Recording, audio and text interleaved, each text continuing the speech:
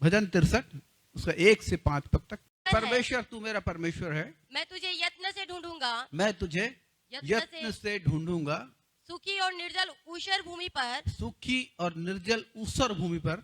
मेरा मन तेरा प्यासा है, हाँ, मेरा मन तेरा प्यासा है, मेरा शरीर तेरा अति अभिलाषी है। और लिखा है मेरा शरीर तेरा अति अभिलाषी है। इस प्रकार से मैंने पवित्र स्थान में तुझ पर दृष्टि की, हाँ, कि तेरी सामर्थ और महिमा को देखूं, तेरी सामर्थ और महिमा को देखूं, क्योंकि तेरी करुणा जीवन से भी उत्तम तेरी है। करुणा जीवन से भी उत्तम है।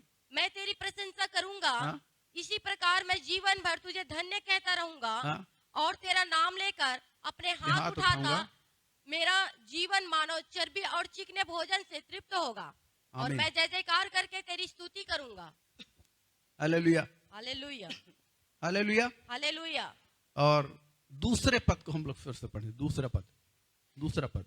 इस प्रकार से मैंने पवित्र स्थान में तुझ पर दृष्टि की, हाँ, इस प्रकार से मैंने पवित्र स्थान में तुझ पर दृष्टि की, कि तेरी सामर्थ और महिमा को देखूं। क्या? कि तेरी सामर्थ और महिमा सामर्थ को और देखूं, सामर्थ और महिमा को सामर्थ और महिमा को देखूं। हाँ, हम प्रभु के चरणों में क्यों आते हैं? ताकि महिमा यहाँ पर हम देखें, उसकी करुणा को जानने के लिए कि यीशु मसीह मुझसे और कितना अधिक प्यार करता है। Hallelujah, hallelujah. और उसकी सामर्थ मेरे लिए कितनी अद्भुत है। इन बातों को जानने के लिए हम लोग प्रभु की ओर नजरें करते हैं। Hallelujah, hallelujah. इन्हीं बातों को जानने के लिए हम प्रभु की ओर नजरें करते हैं। और पौलुस ने भी यही प्रार्थना सिखाई। वो प्रार्थना करता है, इफिसियों की पत्री उसका पहला अध्याय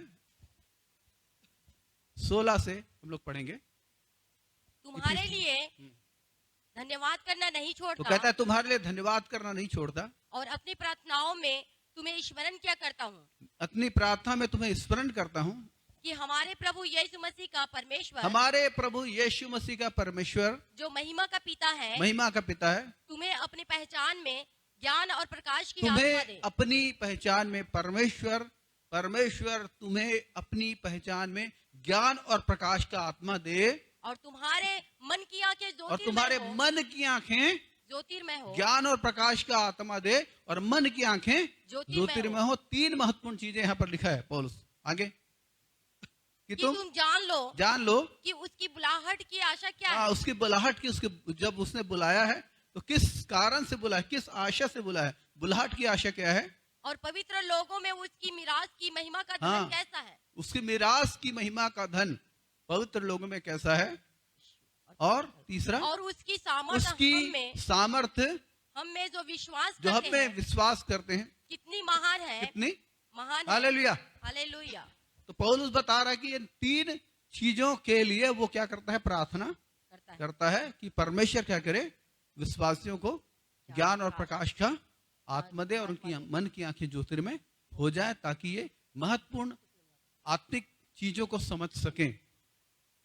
praise the Lord, hallelujah. Hallelujah. और इसी चीज को हम भजन 63 में देखते हैं।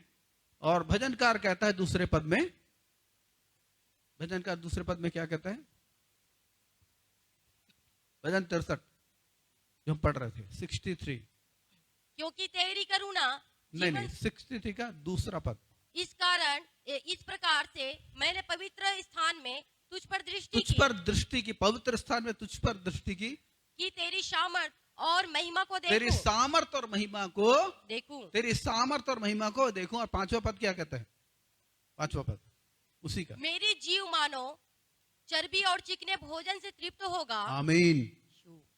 क्या होगा, मेरा जीव मानो चर्बी और चिकने भोजन से तृप्त होगा। परमेश्वर की आराधना करने का ये अनुग्रह है जो हमें मिलता है, कि हम लोग के भीतर एक पुष्टता आती है, एक तंदुरुस्ती आती है, आत्मा में, प्राण में और देह में, तीनों स्थानों में, तीनों जगहों पर पुष्टता आती है। क्या बोलना चाहिए इसको, एक तंदुरुस्ती आती है, एक बल आता है, आत्मिक बल। हालेलुया।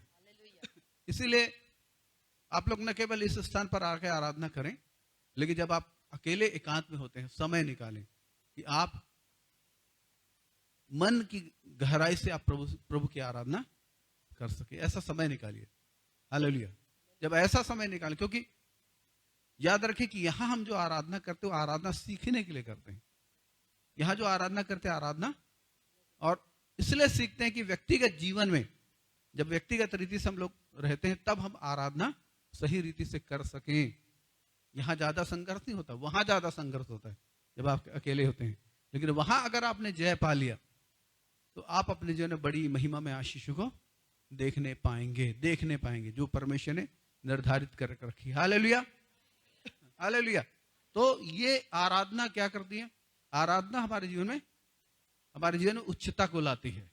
दाऊद ने बोला भजन 103 में कि हे मेरे अंत तू यहोवा को धन्य कह और जो कुछ मुझ में है उसके पवित्र नाम को धन्य कह। हे मेरे मन तू यहोवा को धन्य कह, उसके किसी उपकार को ना भूलना, क्योंकि वही तो तेरे सारे अधर्म को क्षमा करता और तेरे सारे रोगों को चंगा करता है। फिर क्या लिखा है?